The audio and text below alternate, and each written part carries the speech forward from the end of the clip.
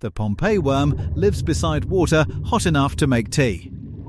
In some places near its home, the water can reach 80 degrees Celsius. That is 176 degrees Fahrenheit. It is close to boiling water. Yet this small worm lives there on the dark sea floor. But here is the strange truth. The Pompeii worm is not sitting in boiling water all day. If its whole body stayed too hot for too long, it would die. Its real skill is not being made of fireproof skin. Its real skill is living on the thin edge between cold seawater and hot water from inside the earth. This is the Pompeii worm. It is only about as long as a human hand. It has red gills near its head and a fuzzy coat of tiny living things on its back. It lives almost 3 kilometers below the ocean surface, where cracks in the seafloor send out hot, dark water. So how can a small worm live next to water that can burn skin?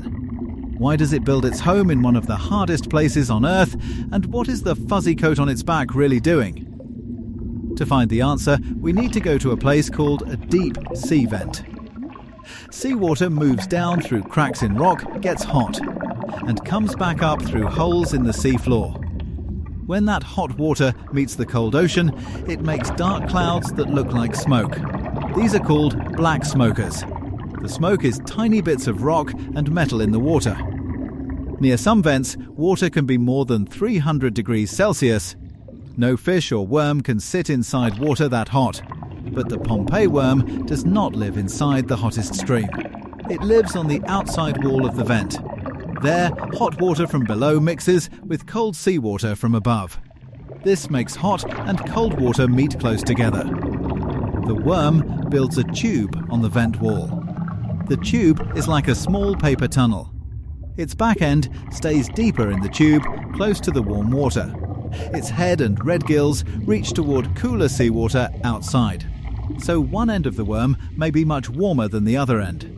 Imagine feet near a hot stove while your head is outside in winter air. One small move can change the heat around its body. The worm must choose the right spot.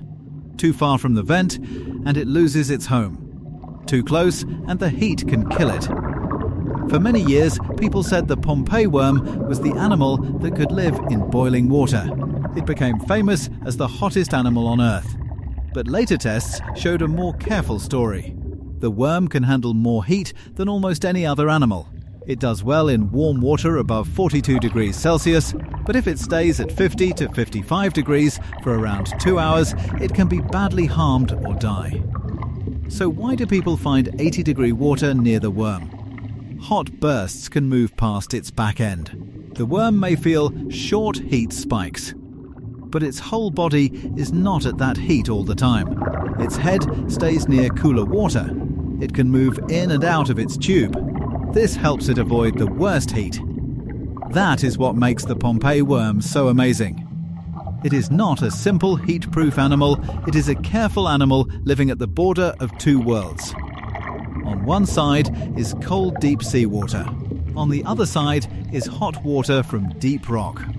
The worm survives by staying in the small safe space between them. Now look at its back. The worm often looks fuzzy because millions of tiny bacteria live there. Bacteria are very small living things. You cannot see one by itself, but together they make a soft coat on the worm's skin. These bacteria may help the worm in more than one way.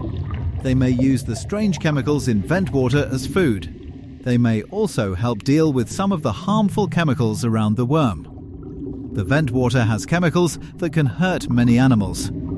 But the Pompeii worm lives where those chemicals meet the sea. The worm gives the bacteria a place to live. In return, they may make the water around it safer. It is like wearing a living jacket made from tiny helpers. Scientists are still learning exactly how this coat works. That is important to say. The worm is hard to bring to the surface alive. The pressure and temperature change, and it can die before long study. But we know the bacteria are not just dirt on its skin. The worm and the bacteria live together. The fuzzy coat is part of the worm's life in this hard place. The worm also has a strong body for its job. Its skin and body parts can handle more heat than those of many other worms. Its cells have ways to deal with heat stress. Heat can damage the tiny parts inside a cell. It can make them stop working. The Pompeii worm has tools in its body that help protect those parts for a while. Still, those tools have a limit. This is not a creature that laughs at boiling water. It survives close to it by moving between hot and cold water. Why would it live there at all? Why not move somewhere cooler and safer? The answer is that the vent gives it something other places do not. It gives food for bacteria and space where few animals can live. The seafloor around a deep vent can be full of life. There are tube worms, crabs, clams, small fish, and many other strange animals. None of them need sunlight. At the surface, plants use sunlight to make food. But at deep sea vents, tiny bacteria use chemicals from the hot water to make food. This means the vent is like a small city in total darkness. Bacteria use chemicals from hot water. Other animals eat the bacteria or live with them. The Pompeii worm is part of this hidden food world. But the city is dangerous. The vent can change. A hot stream can grow stronger. A crack can close. A new crack can open nearby. The water can get too hot or too cold. The Pompeii worm cannot control the vent. It can only build its tube in the best place and hope the balance stays right. This is why the worm's life is so hard. It lives near water that can become deadly in seconds. It lives under the weight of 3 kilometers of ocean. It lives without light. And it shares its body with tiny bacteria. Yet it does not just survive there. It makes that dangerous wall its home. The Pompeii worm teaches us something important about life. The hardest places on Earth are not always empty. Sometimes life finds a small, safe space inside the danger.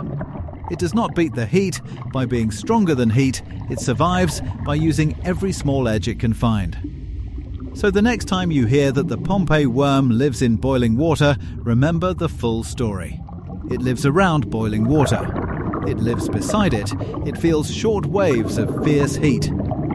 But it keeps its head near cooler water. It builds a tube. It wears a coat of tiny helpers. And it stays in a narrow strip where hot earth and cold ocean touch. Far below the waves, there is no sun and no blue sky. There is only black water, dark smoke, and hot cracks in the seafloor. On the side of one vent, a small grey worm reaches its red gills into cool water. Behind it, the heat rises. It stays there, in the one small place between ice and fire where it can live.